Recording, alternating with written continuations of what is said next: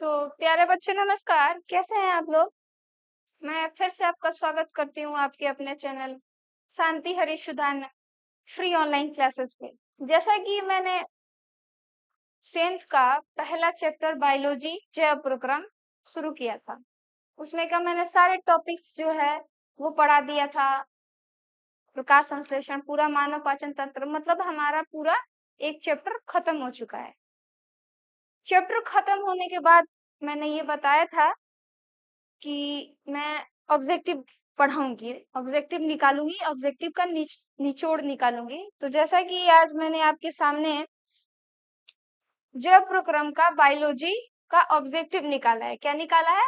Objective निकाला है। तो जैसा कि देखते हैं कि ऑब्जेक्टिव हमारा एग्जाम में 50 मार्क्स यानी आधा का ये होता है और आधा का सब्जेक्टिव होता है। सब्जेक्टिव में नंबर कट सकता है, लेकिन ऑब्जेक्टिव में नंबर क्या होता है? नहीं कटता है। तो ऑब्जेक्टिव पे ज्यादा ध्यान देंगे तो हमारा मार्क्स पूरा का पूरा मिलेगा। तो आइए शुरू करते हैं। शुरू किया जाए पहले क्वेश्चन से।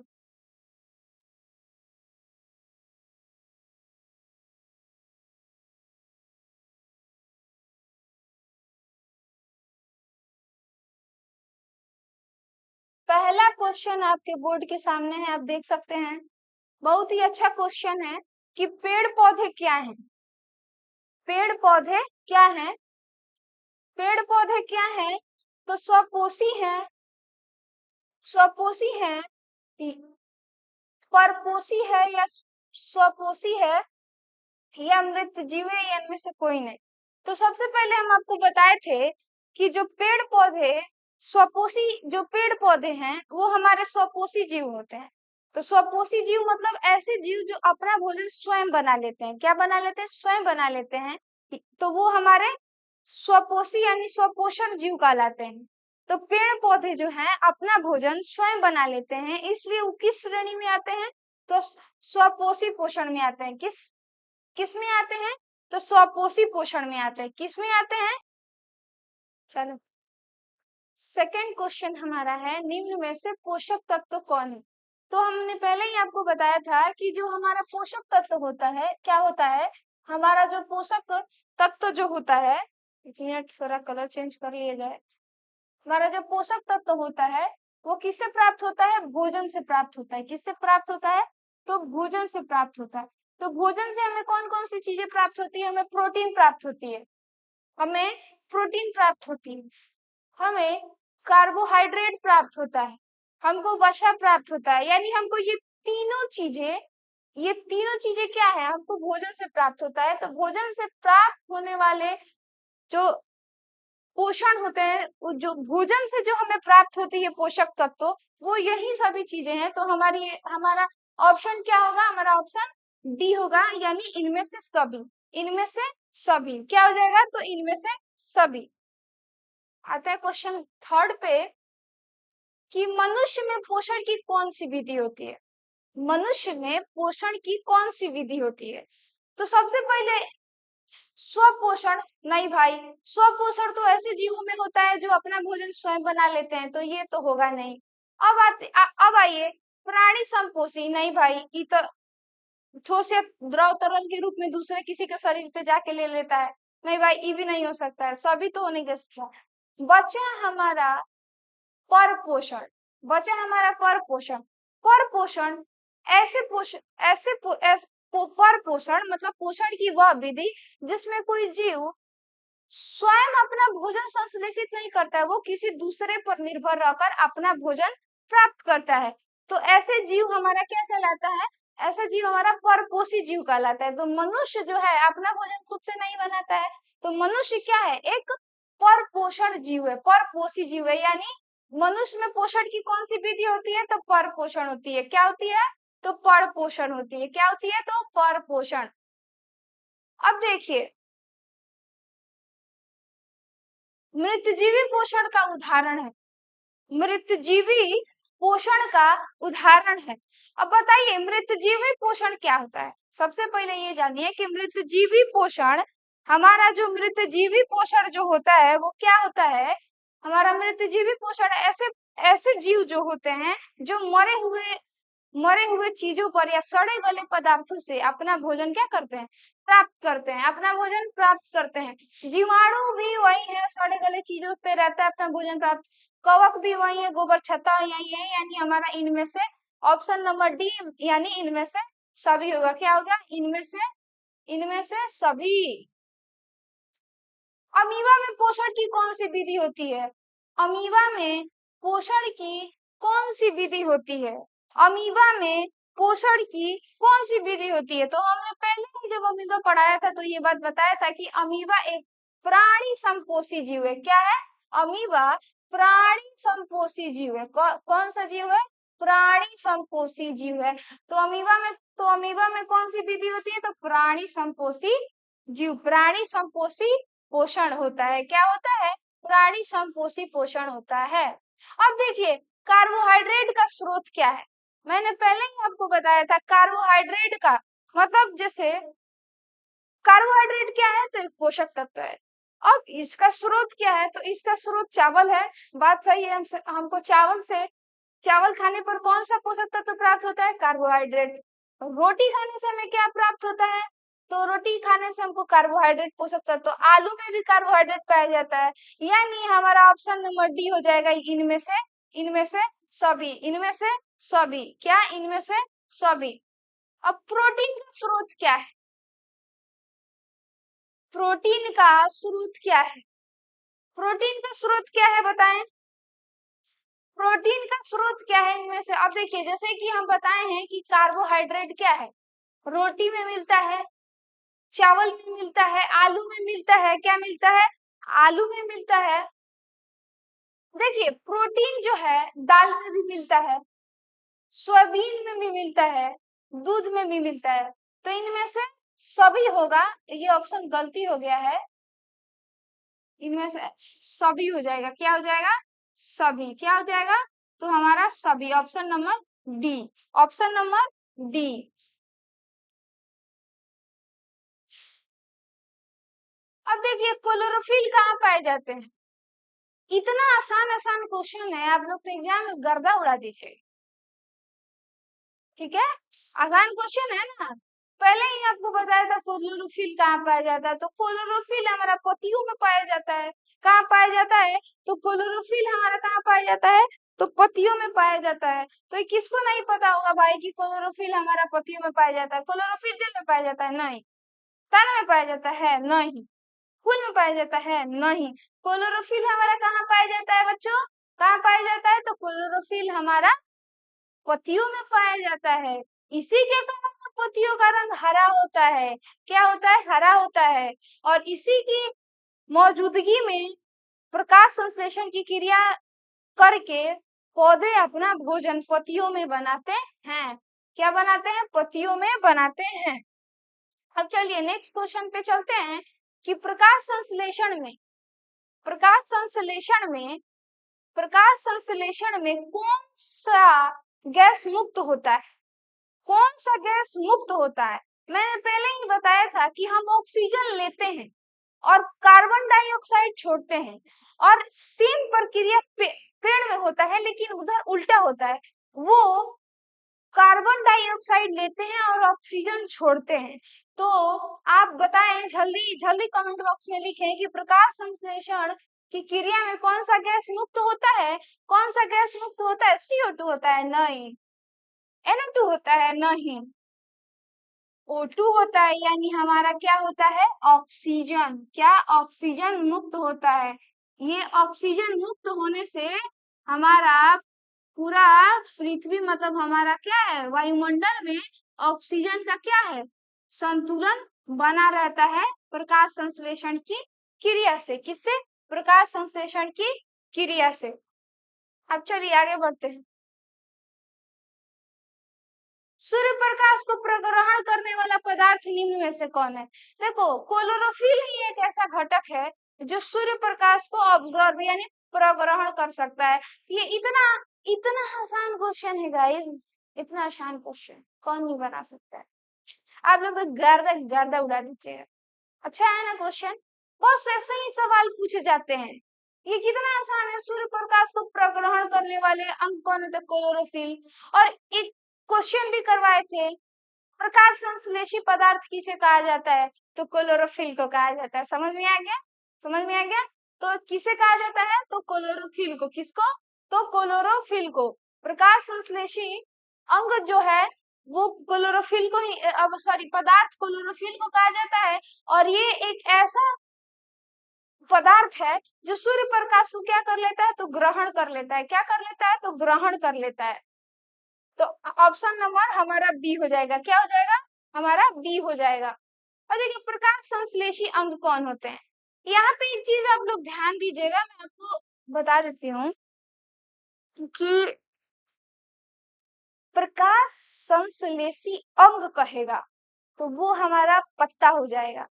ठीक है? प्रकाश संश्लेषी अंग कहेगा तो वो हमारा पत्ता हो जाएगा। लेकिन प्रकाश संश्लेषी पदार्थ कहेगा तो वो हमारा क्लोरोफिल हो जाएगा। क्या हो जाएगा? तो वो हमारा क्लोरोफिल हो जाएगा। तो यहाँ पे क्या है? प्रकाश संश्लेषी अंग कहा गया है। तो अभी क्या प्रकाश संश्लेषी अंग क्या है? प्रकाश संश्लेषी अंग क्या है? तो हमारा पत्ता है। क्या है? पत्ता है। प्रकाश संश्लेषी अंग फूल है? नहीं। जड़ है? नहीं। नॉन ऑफ दीज, कुछ नहीं है। ये सब गलती दे दिया। हमारा प्रकाश संश्लेषी अंग क्या है? प्रकाश संश्लेषी अंग क्या है? तो हमारा पत्ता, यानी ऑप्शन नंबर क्या? Option number A. Option number A. तो 11 का कितना हुआ? ए। प्रकाश संश्लेषी अंग पत्ता। रंध्र कहाँ पाए जाते हैं गाइस? रंध्र हमारा कहाँ पाए जाते हैं?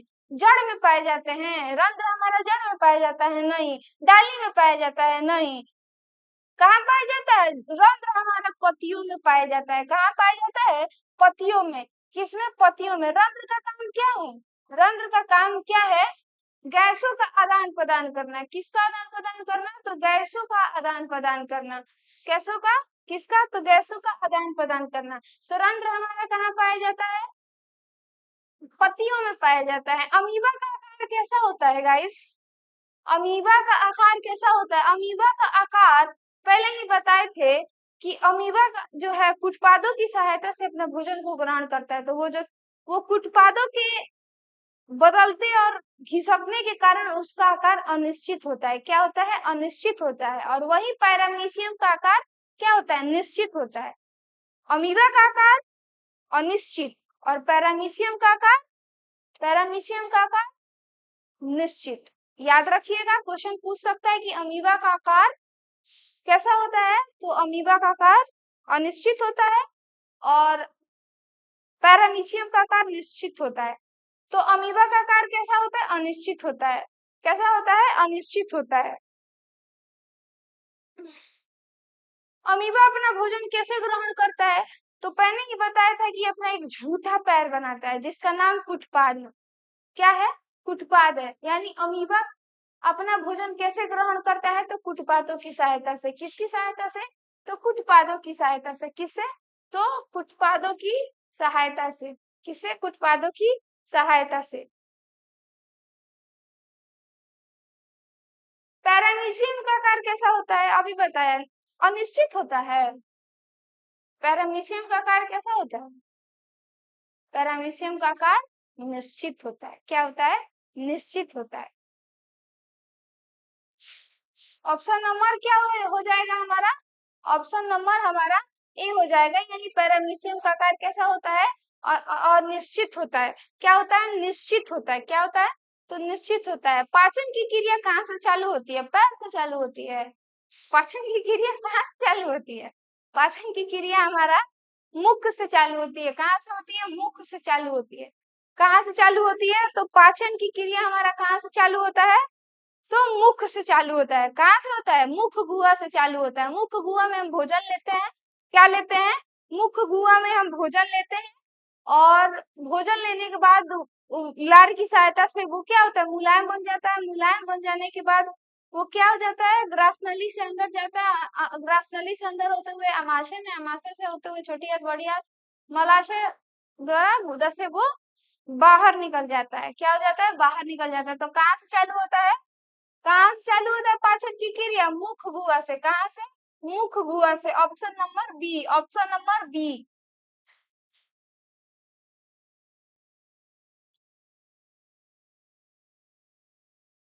अब देखिए,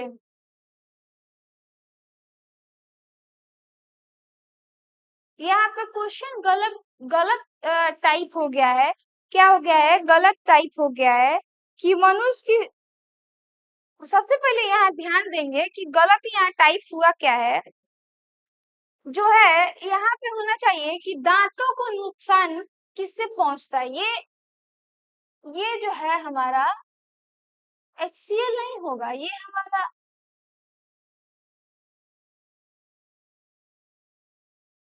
दांत होगा। क्या होगा? दांत होगा। क्या होगा? दांत होगा। तो दांतों को नुकसान, थोड़ा सा टैपिंग इधर उधर हो जाता है, इसमें कोई बड़ी बात नहीं है। दांतों को नुकसान, नुकसान किससे पहुंचता है? तो हमारा फ्लोरीन से पहुंचता है। यस, किससे पहुंचता है? फ्लोरीन से। किससे?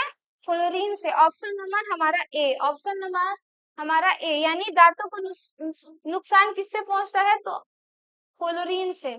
किससे? तो फ्लोरीन से। मनुष्य किस का शरीर का सबसे बड़ा पदार्थ की सबसे बड़ी ग्रंथि है जी, कि सबसे बड़ा पदार्थ की सबसे बड़ी ग्रंथि है। तो सबसे बड़ा पदार्थ भी हो सकता है, सबसे बड़ी ग्रंथिया भी है। तो मनुष्य के शरीर का सबसे कठोर पदार्थ क्या होता है? सबसे कठोर पदार्थ क्या होता है? फ्लोरीन होता है? नहीं, इनामेल होता है। क्या होता है? कमेंट बॉक्स में लिखे धकाधक। तो मनुष्य के शरीर की सबसे कठोर ग्रंथियां, सबसे कठोर पदार्थ क्या होती है?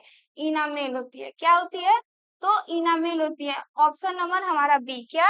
ऑप्शन नंबर बी, यानी मनुष्य के शरीर की सबसे बड़ी ग्रंथियां इनामेल। कृंतक का क्या कार्य है? किस कृंतक क से काटना, क से काटना और क से कृंतक कछी काटना, यानी इसका काम क्या है?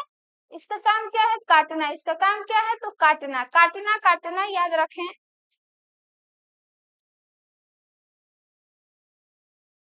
पूरे 70 क्वेश्चन हैं, शायद 70 है या 71 क्वेश्चन है। एकदम VVI है, इंपॉर्टेंट है। कोई इधर वो बेखुदी वाला ऑब्जेक्टिव नहीं है, बढ़िया ऑब्जेक्टिव निकाल के लाए हैं, एकदम निचोड़ है, पूरे बुक का निचोड़ है।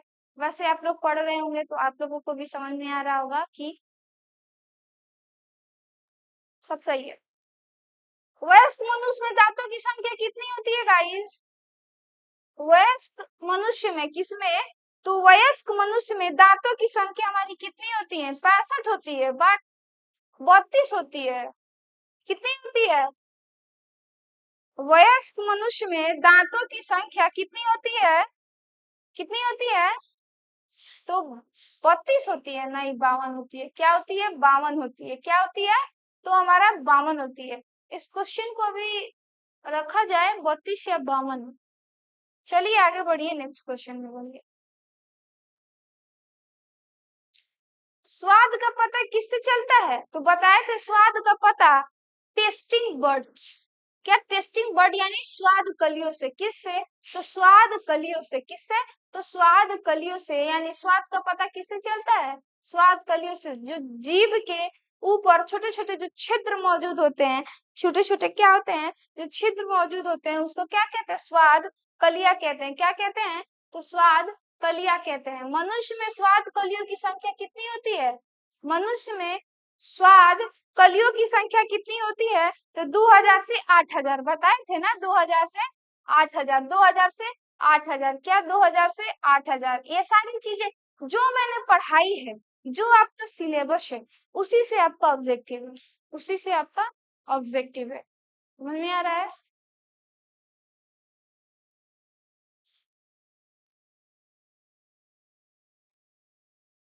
मनुष्य में कितनी जोड़ी लाल ग्रंथियां पाई जाती है?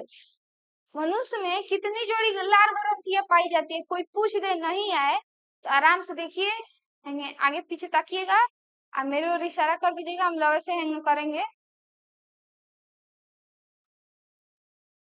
3 होती है। कितनी होती है? तो 3 होती है। तो मनुष्य में लाल जोड़ी ग्रंथियां कैसी पाई जाती है? कैसी कितनी पाई जाती है? तो 3 पाई जाती है। कितनी पाई जाती है? तो 3 पाई जाती है, 3 जोड़ी लार ग्रंथियां पाई जाती है। मनुष्य में कितनी जोड़ी लार ग्रंथियां पाई जाती है? मनुष्य में 3 जोड़ी लार ग्रंथियां पाई जाती है। कितनी जोड़ी लार ग्रंथियां? देखिए, क्लास के साथ साथ थोड़ा मजा भी आना चाहिए, खुशी भी मिलनी चाहिए, थोड़ा अच्छा लगना चाहिए। इस तो पढ़ने में भी क्या होता है, मजा आता है। क्या होता है? मजा आता है।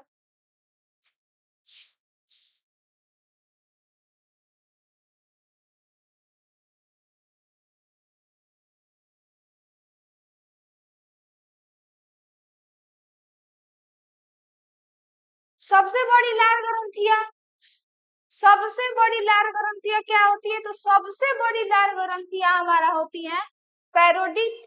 क्या? पैरोडिट लार ग्रंथियां क्या होती है? पैरोडिट लार ग्रंथियां। और सबसे छोटी लार ग्रंथियां क्या होती है? ये होती है, ये सबसे छोटी होती है। क्या होती है? ये सबसे छोटी होती है। और ये सबसे क्या होती है? बड़ी होती है। क्या होती है? तो बड़ी होती है। क्या होती है? बड़ी होती है। यानी सबसे बड़ी लार ग्रंथियां पैरोडिट ग्रंथियां, और सबसे छोटी तो सब मेंडुअल ग्रंथियां। क्या होती है? सब मेंडुअल ग्रंथियां।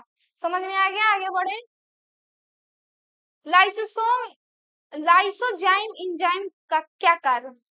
तो पहले ही बताया था कि लाइसो जो जाइम एंजाइम है उसका काम क्या है कि वो बैक्टीरिया को नष्ट कर देता है। वो जीवाणु रोधक क्या है? एंजाइम है। क्या है? तो जीवाणु रोधक एंजाइम है। क्या है? जीवाणु रोधक एंजाइम। यानी इसका काम क्या है? इसका काम क्या है? बैक्टीरिया को नष्ट कर देना। क्या कर देना? तो बैक्टीरिया को नष्ट कर देना। यानी ये जीवाणु रोधी क्या है? एंजाइम है। क्या है? तो एंजाइम है। कार्बोहाइड्रेट का पाचन कौन करता है? तो कार्बोहाइड्रेट का पाचन मैंने आपको बताया था लाइसोसोम करता है। नहीं, ये तो कीटाणुओं को नष्ट कर देता है। ये कीटाणुओं को क्या कर देता है? नष्ट कर देता है। ये ऑप्शन अजीब हो गया है। टाइलिन का काम होता है। किसका काम होता है? टाइलिन का। यानी जो हमारा टाइलिन जो है वो टाइलिन जो है किसका पाचन करता है? किसका पाचन करता है? तो वो कार्बोहाइड्रेट का पाचन करता है। किसका? तो कार्बोहाइड्रेट का पाचन करता है। किसका? तो कार्बोहाइड्रेट का पाचन कौन करता है? तो टाइलिन करता है। क्या कौन करता है? तो टाइलिन करता है। मुख में पचे हुए भोजन को क्या कहते हैं? काइल कहते हैं। नहीं, क्या कहते हैं? काइल कहते हैं। नहीं, ये ऑप्शन गलत है। मुख में पचे हुए भोजन को क्या कहते हैं? बोलस कहते हैं। क्या कहते हैं? तो बोलस कहते हैं। मुख में पचे यानी मुख में पचे यानी लार से सना, मुख में लार से सना हुआ क्या कहलाता है? भोजन क्या कहलाता है? तो बोलस कहलाता है। क्या कहलाता है? तो बोलस कहलाता है। क्या कहलाता है? तो बोलस कहलाता है। क्या कहलाता है? बोलस। ग्रशिका यानी ग्रास नली की लंबाई कितनी होती है? ग्रास नली की लंबाई कितनी होती है? बताइए बताइए, ग्रास नली की लंबाई कितनी होती है? तो हमारा ग्रास नली की जो लंबाई है वो कितनी होती है? 25 सेंटीमीटर होती है। कितनी होती है? तो हमारा 25 सेंटीमीटर होती है। ग्रास नली की लंबाई कितनी होती है? तो हमारा 23 होती है। नहीं, 24 होती है। नहीं, 26 होती है। नहीं, ग्रास नली की लंबाई हमारा कितना होता है? तो 25 सेंटीमीटर। यानी ऑप्शन नंबर हमारा डी, ऑप्शन नंबर हमारा डी हो जाएगा। ग्रास नली की लंबाई कितनी होती है? तो 25 होती है। भोजन अमाशय में कितने देर तक स्थित रहता है? भोजन अमाशय में कितने देर तक स्थित रहता है? 4 घंटा। नहीं, 4 घंटा नहीं, 4 घंटे तो स्थित रहता है।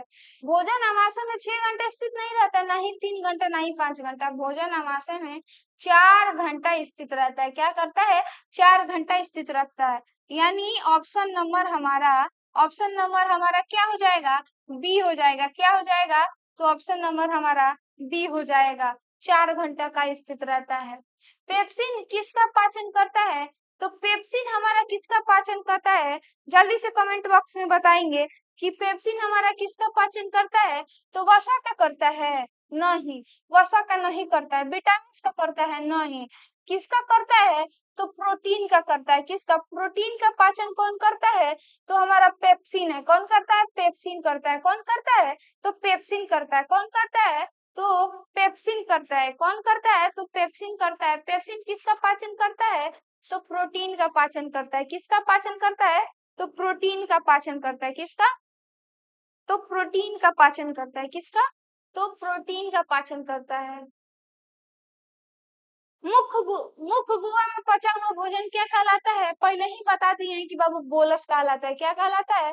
बोलस कहलाता है। क्या कहलाता है? बोलस कहलाता है। ऑप्शन नंबर हमारा बी। क्या कहलाता है? बोलस कहलाता है। क्या कहलाता है? बोलस।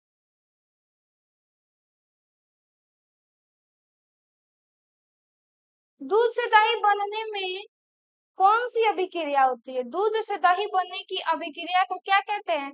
तो किण्वन कहते हैं। क्या कहते हैं? तो दूध से दही बनने की प्रक्रिया को क्या कहते हैं? किण्वन कहते हैं। क्या कहते हैं? किण्वन कहते हैं। क्या कहते हैं गाइस? किण्वन कहते हैं। यानी हमारा ऑप्शन नंबर हमारा बी। क्या? बी। ऑप्शन नंबर हमारा बी सही होगा। किण्वन कहते हैं। क्या कहते हैं? तो किण्वन कहते हैं। क्लोरोफिल वर्णक का रंग कैसा होता है? इसी के कारण ना पत्तियों का रंग हरा होता है। तो इसका रंग कैसा होगा? हरा ना होगा। कैसा होगा? हरा होगा। यानी क्लोरोफिल क्लोरोफिल वर्णक का रंग कैसा होता है? क्लोरोफिल वर्णक का रंग कैसा होता है? तो हरा होता है। यानी option number D. Option number हमारा डी। रंध्र मुख्य तो पाए जाते हैं।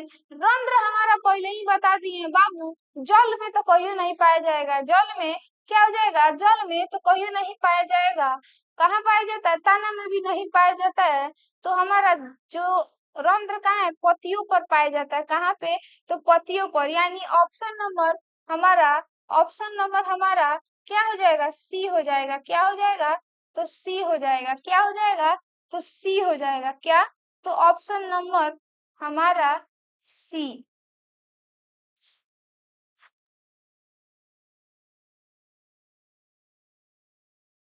कौन सा एंजाइम वसा का पाचन करता है? कौन सा एंजाइम है जो वसा का क्या करता है? पाचन करता है। क्या करता है? वसा का पाचन करता है। कौन सा एंजाइम जो है वसा का क्या करता है? पाचन करता है। क्या करता है? पाचन। तो हमारा पेप्सिन तो नहीं करता है। क्या करता है? पेप्सिन नहीं करता है। ट्रिप्सिन भी नहीं करता है। इमाइलेज भी नहीं करता है। वसा का पाचन कौन करता है?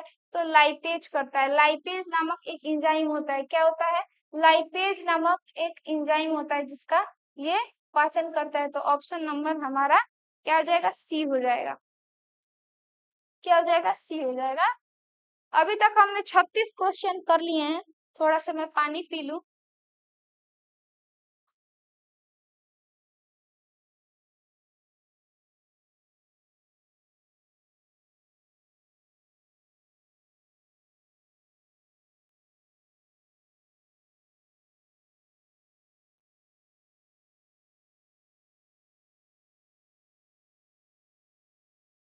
हाँ,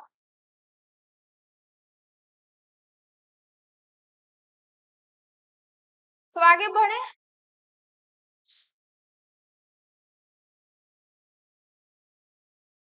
घेगा रोग किससे होता है? घेगा रोग किससे होता है? बताए थे ना घेगवा। यहाँ पे जो वो हमारा जो इंसुलिन, तो ये हमारा चीनी वाला हो जाएगा। यहाँ पे जो था, यहाँ पे जो हमारा आयोडीन की कमी से यहाँ का जो फूल जाता है, क्या हो जाता है? फूल पैरोडिक जो ग्रंथियां होती हैं उस पे सूजन आ जाती है, जिससे फूल जाती है, जिसे क्या कहते हैं? गलसुआ कहते हैं। उसी को तो घेगा रोग कहते हैं। यानी चीनी की कमी से नहीं, किससे? रक्त की कमी से नहीं, मोटापा से नहीं, आयोडीन की कमी से घेघा रोग होता है। किसकी कमी से? तो आयोडीन की कमी से घेघा रोग होता है। क्या होता है? तो घेघा रोग होता है।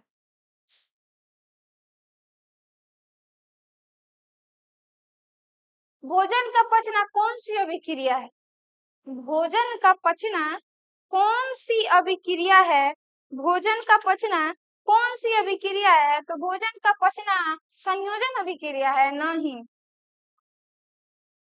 क्या? संयोजन अभिक्रिया नहीं। उपचयन अपचयन नहीं। हमारा भोजन का पचना कौन सी अभिक्रिया है? उपचयन अभिक्रिया है। कौन सी अभिक्रिया है? तो उपचयन अभिक्रिया है। ऑप्शन नंबर हमारा सी हो जाएगा। क्या हो जाएगा? तो सी हो जाएगा। क्या हो जाएगा? तो सी हो जाएगा। जीवों की एक महत्वपूर्ण विशेषता क्या है? कि वो जीवों की सबसे महत्वपूर्ण विशेषता क्या है? बताएं आप लोग। जीवों की सबसे महत्वपूर्ण विशेषता क्या है? तो वो वृद्धि करता है। क्या करता है? तो वो वृद्धि करता है। क्या करता है?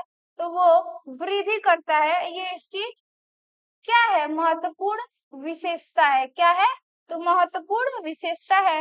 यानी ऑप्शन नंबर हमारा बी सही हुआ। प्रकाश संश्लेषण होता है। प्रकाश संश्लेषण की क्रिया कब होती है? तो प्रकाश संश्लेषण की क्रिया जो होती है हमारा दिन में होती है। क्या होती है? तो दिन में होती है। प्रकाश संश्लेषण की क्रिया हमारे यहाँ दिन में होती है। ये सब क्वेश्चन में तो टाइम ही नहीं देना है। ये सब क्वेश्चन में तो टाइम ही नहीं देना है। ये सब क्वेश्चन में तो टाइम ही नहीं देना है कि इतने आसान क्वेश्चंस हैं। प्रकाश संश्लेषण की क्रिया कब होती है? तो दिन में होती है। क्या होती है? तो दिन में होती है। अग्नाशयी रस में क्या पाया जाता है? अग्नाशयी रस में कौन सा एंजाइम पाया जाता है? पहले ये बताइए, अग्नाशयी रस में कौन सा एंजाइम पाया जाता है? कौन सा एंजाइम पाया जाता है? तो हमारा ट्रिप्सिन एंजाइम ये भी पाया जाता है। क्या होता है? ये भी पाया जाता है। क्या पाया जाता है? उसके बाद लाइपेज भी पाया जाता है, हीमाइलेज भी पाया जाता है। यानी इनमें से सभी। क्या? इनमें से सभी। ऑप्शन नंबर हमारा डी क्या हो जाएगा? ऑप्शन नंबर हमारा डी हो जाएगा। क्या हो जाएगा? डी हो जाएगा। बॉडी का पिछला भाग क्या कहलाता है? तो बॉडी आर्ट का जो पिछला भाग होता है वो कोलन कोलन कहलाता है। क्या कहलाता है? कोलन। क्योंकि पहला तो हमारा सिक्किम होता है, सीकम होता है। क्या होता है? सीकम होता है। मलाशय तो उसके नीचे होता है। क्या होता है? मलाशय तो उसके नीचे होता है। क्या होता है? मलाशय होता है। देखो कोलोन भी उधर वाला भाग होता है। देखा जाए तो कोलोन भी उधर वाला भाग होता है। तो बड़ी आंत का पिछला भाग क्या कहलाता है? मलाशय कहलाता है। क्या कहलाता है? मलाशय। यानी ऑप्शन नंबर बी। क्या? Option number B.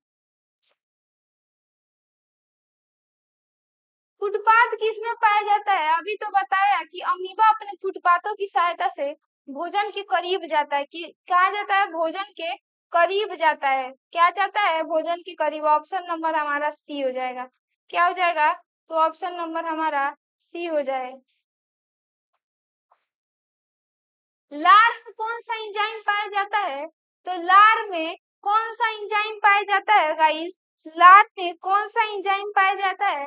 तो लार में हमारा टाइलिन पाया जाता है। क्या पाया जाता है? तो टाइलिन पाया जाता है। Option number C. Option number C. ग्रासनली किस क्षेत्र द्वारा जुड़ा है? तो ग्रासनली हमारा किस क्षेत्र के द्वारा जुड़ा है? तो ऑप्शन है हमारा कंठ द्वार, निगल द्वार, मल द्वार, निगल द्वार के द्वारा जुड़ा है। किसके द्वारा जुड़ा है? तो निगल द्वार के द्वारा जुड़ा हुआ है। क्या है? तो जुड़ा हुआ है। किसके द्वारा जुड़ा हुआ है? तो हमारा निगल द्वार के द्वारा क्या हुआ है? तो जुड़ा हुआ है। क्या हुआ है? तो जुड़ा हुआ है।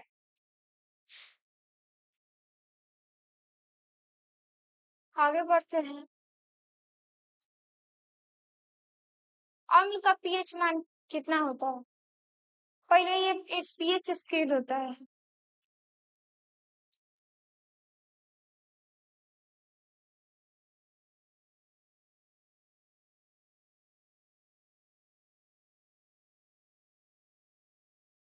ये हमारा पीएच स्केल हो गया।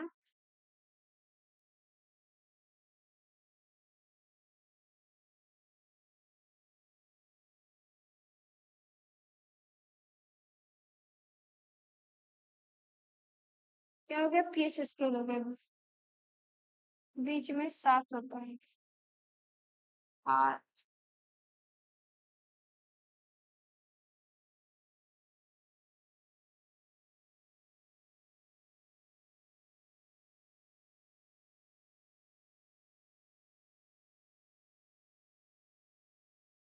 14 को होता है। पूरा इस पे संख्या कितना होता है? 14।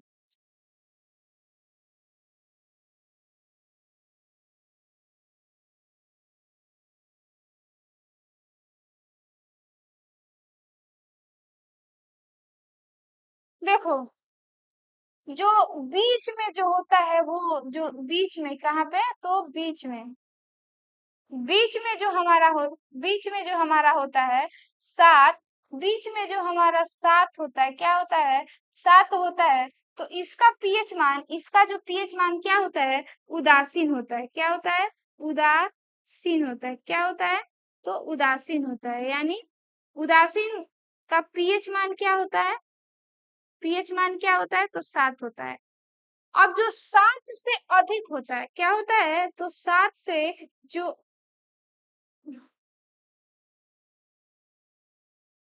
जो सात से जो अधिक होता है, इधर का क्षेत्र, किधर का, इधर का, सात से आगे का, कहाँ का, सात से आगे का, तो इसका पीएच मान क्या होता है, क्षारीय होता है।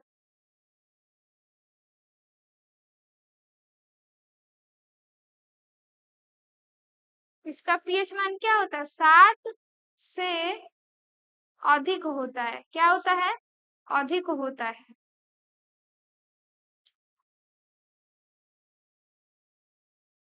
तो सात से जब अधिक होगा तो वो क्या होगा, क्षारीय हो जाएगा।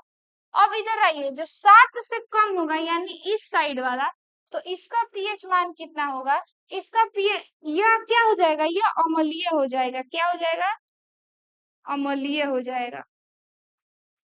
यानी इसका पीएच मान क्या होगा, सात से कम हो जाएगा। क्या हो जाएगा, कम हो जाएगा। तो यह क्या हो जाएगा, तब यह अम्लीय हो जाएगा। क्या हो जाएगा, अम्लीय हो जाएगा। ये क्या है हमारा, ये हमारा पीएच स्केल है। क्या है, स्केल है। इस पर नंबरों की संख्या कितनी होती है, तो 14 होती है। क्या होती है, तो 14 होती है। क्या होती है, तो 14 होती है। समझ में आया, समझ में आया कि फिर से एक बार बताएं।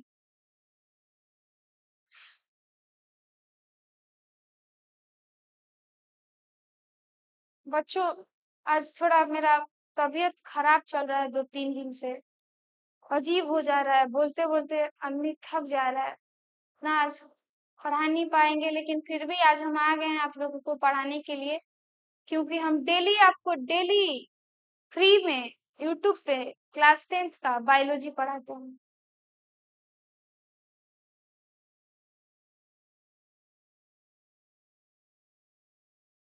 तो हमारा 1 से लेके 14 तक, कितना तक, तो 14 तक हमारा जो होता है, क्या होता है, 1 से लेके हमारा 14 तक क्या होता है, पीएच स्केल का मापने का एक मतलब अंक निर्धारित होता है। जो जिसका पीएच मान 7 होता है वो उदासीन होता है। क्या होता है, उदासीन होता है, यानी वो स्वादहीन होता है, मतलब उसमें कोई स्वाद नहीं। इधर आता है क्षारीय, यानी 7 से जो अधिक होगा, जिसका पीएच मान 8 हो जाए, 9 हो जाए, 10 हो जाए, 11 हो जाए, 12 हो जाए, 12 हो जाए, तो उसका पीएच मान क्या होगा, उसका पीएच मान क्या होगा, 7 से अधिक हो जाएगा। यानी क्षारीय, क्षारीय जो पदार्थ होता है उसका पीएच मान कितना होता है, तो 7 से अधिक होता है। कितना होता है, तो 7 से अधिक होता है। अब आइए 7 के इस बगल, किस बगल, तो 7 के इस बगल। अब देखिए 7 में तो उदासीन होता है, लेकिन 7 से जो इधर आता है, यानी 6 आ जाएगा, 5 आ जाएगा, 4 आ जाएगा, 3 आ जाएगा, 2 आ जाएगा, तो क्या हो जाएगा, 7 आ जाएगा, 3 आ जाएगा, 2 आ जाएगा, तो इसका पीएच मान कितना होगा, इसका पीएच मान यानी 7 से कम हो जाएगा। क्या हो जाएगा, 7 से जब कम हो जाएगा तो वो पदार्थ क्या हो जाएगा, अम्लीय हो जाएगा। क्या हो जाएगा, अम्लीय हो जाएगा। यानी अम्लीय जो चीज होते हैं, मतलब जो अम्लीय जो चीज होते हैं उसका पीएच मान कितना होता है, तो 7 से, थक चुके हैं हम पूरा, पढ़ाया नहीं जा रहा है हमसे।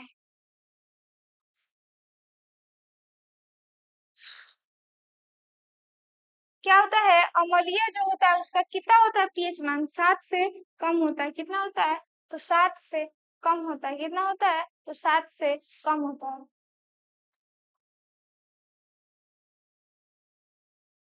समझ में आ गया, तो यहीं पे यहाँ पे कहा गया अम्लीय का पीएच मान क्या होता है, तो 7 से कम होता है। क्या होता है, 7 से कम होता है। ऑप्शन नंबर हमारा ए सही। इस समझ में आ गया किस स्केल के बारे में।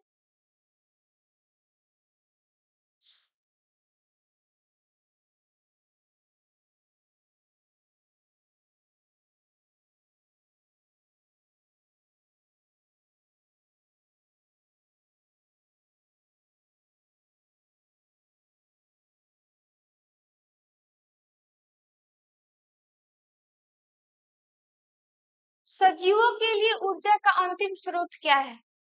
तो वो है चंद्रमा नहीं, ग्रह नहीं, कोयला नहीं, सूर्य। क्या हो जाएगा हमारा? सूर्य। क्या हो जाएगा? तो हमारा सूर्य। ऑप्शन नंबर हमारा क्या हो जाएगा? सी हो जाएगा। क्या हो जाएगा? तो सी हो जाएगा। क्या हो जाएगा? तो सी हो जाएगा। हाइड्रा में क्या पाया जाता है? हाइड्रा में हाइड्रा में क्या पाया जाता है? हाइड्रा में हमारा स्पर्शक पाया जाता है। क्या पाया जाता है? स्पर्शक पाया जाता है। क्या पाया जाता है? तो स्पर्शक पाया जाता है। क्या पाया जाता है? तो स्पर्शक पाया जाता है। Option number D.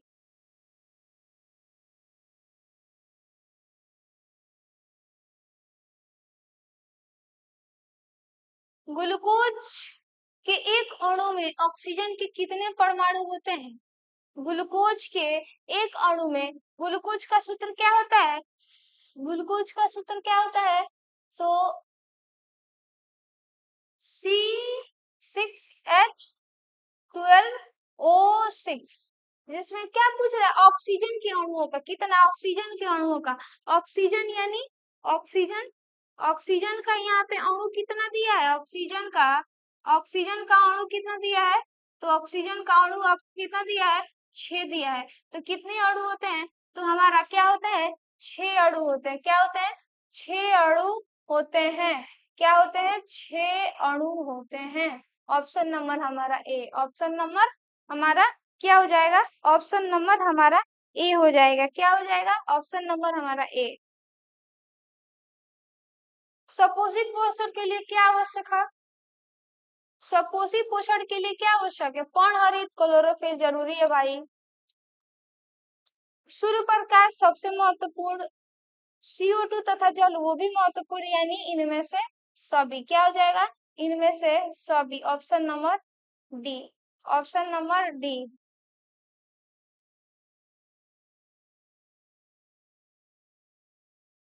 पतियों में गैसों का आदान प्रदान कहाँ होता है? तो पतियों में गैसों का आदान प्रदान सीरा में होता है गाइज? नहीं। मध्य सिरा में होता है? नहीं। हमारा रंध्र में होता है। कहाँ होता है? रंध्र में होता है। बताए थे ना कि यही रंध्र ऐसे खुल जाता है तो गैस आ जाता है, फिर ऐसे इधर से खुलता है तो इधर से बाहर निकल जाता है। तब ओपन होता है, फिर बंद होता है, ओपन होता है, बंद होता है, ओपन बंद, ओपन बंद। यही क्रियाएं उसमें क्या होती है? चलती रहती है। क्या होती है? तो यही क्रियाएं हमारा क्या होती हैं? तो चलती रहती हैं।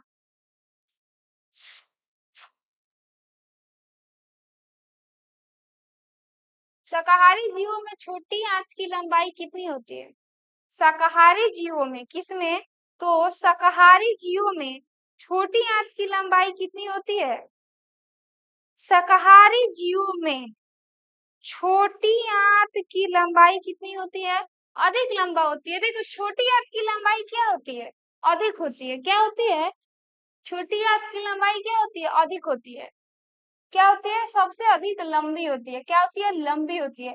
और चौड़ाई में छोटी होती है। और बड़ी आंत चौड़ाई में क्या होती है? बड़ी होती है। और लंबाई में छोटी होती है। क्या होती है? लंबाई में छोटी होती है। मनुष्य और अन्य मांसाहारी जीवों में इसका पाचन नहीं, किसका पाचन नहीं कर सकते हैं? तो सेलुलोज का पाचन नहीं कर सकते। प्रोटीन का तो पाचन कर ही लेते हैं, वसा का तो कर ही लेते हैं, सेलुलोज का पाचन नहीं कर सकते हैं। किसका? तो सेलुलोज का पाचन वो नहीं कर सकते हैं। ऑप्शन नंबर हमारा सी।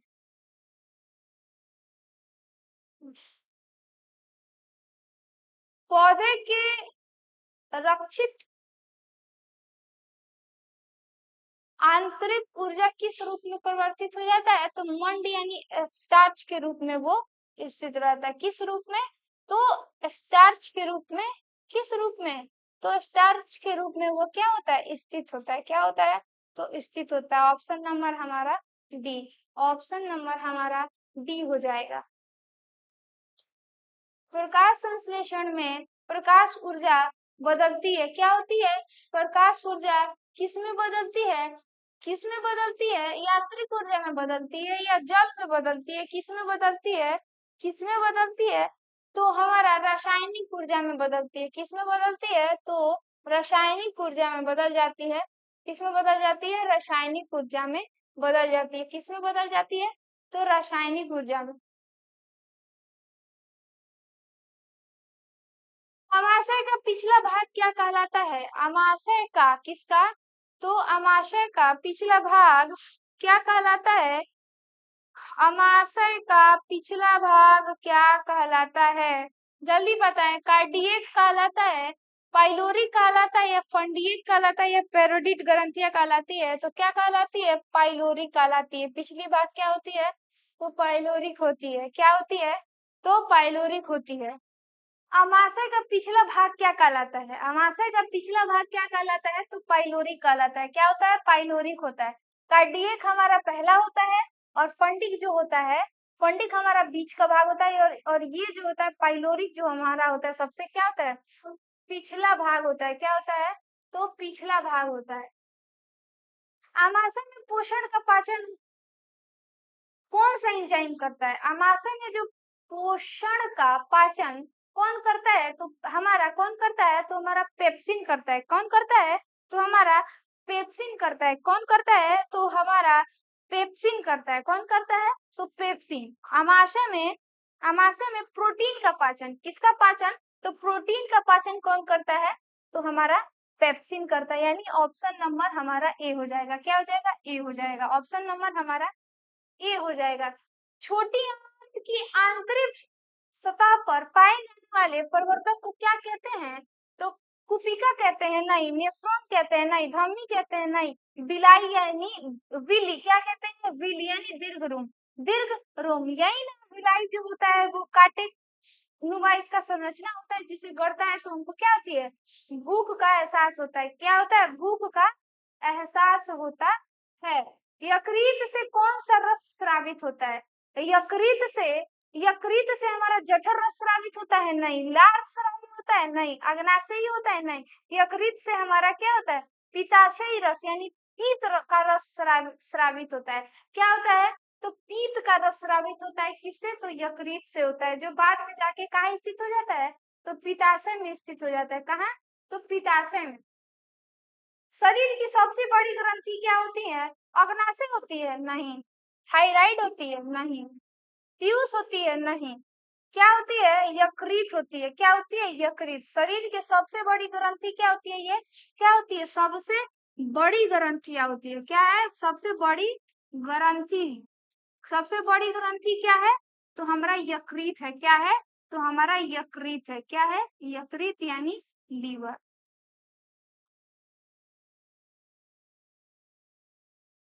पीत रस का संचय कहाँ होता है, पीत रस कहाँ से निकलता है, यकृत से निकलता है, और इसका संचय कहाँ होता है, तो हमारा पित्ताशय में होता है, क्या होता है, पित्ताशय में, अग्नाशय में नहीं, नहीं छोटी आंत में नहीं, यकृत में।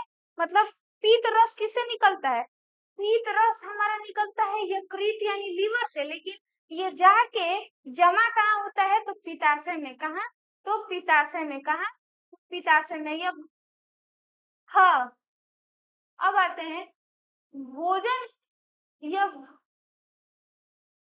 हानिकारक बैक्टीरिया को नष्ट कौन कर देता है, भोजन, जो भोजन में हानिकारक जो बैक्टीरिया आ जाते हैं उसको कौन नष्ट करता है, तो HCl करता है, क्या करता है, HCl यानी हाइड्रोक्लोरिक एसिड, क्या होता है, हाइड्रोक्लोरिक एसिड, जो भोजन के साथ आए बैक्टीरिया को क्या कर देता है, नष्ट यानी मार देता है, क्या कर देता है, मार देता है, यानी HCl हाइड्रोक्लोरिक एसिड।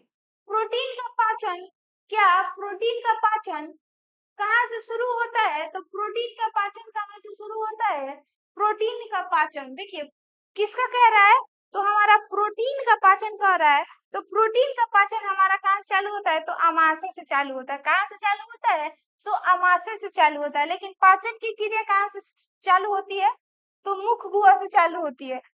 लेकिन प्रोटीन का पाचन कहाँ से शुरू होता है? तो अमाशय से। कहाँ से? तो अमाशय से। कहाँ से? तो अमाशय से। जैव प्रक्रम के अंतर्गत क्या आता है?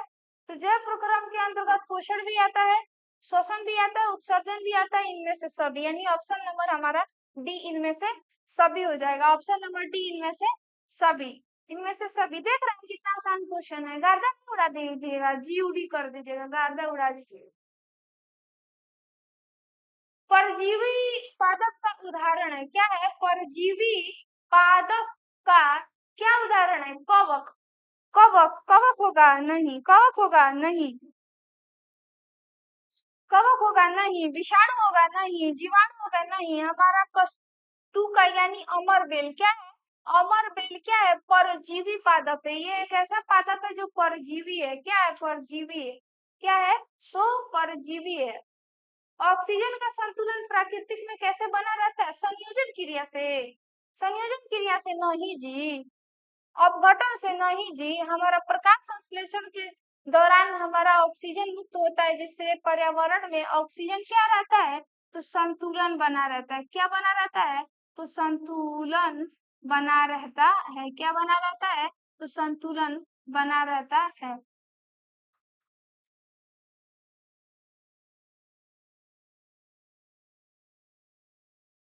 पीत रस किसके भोज्य पदार्थ का विखंडन करता है? पीत रस किसके भोज्य पदार्थ का विखंडन करता है? किसके भोज्य पदार्थ का मतलब पीत रस कौन से पदार्थों का क्या करता है? विखंडन करता है। प्रोटीन का तो नहीं करता है, इतना याद रखिएगा।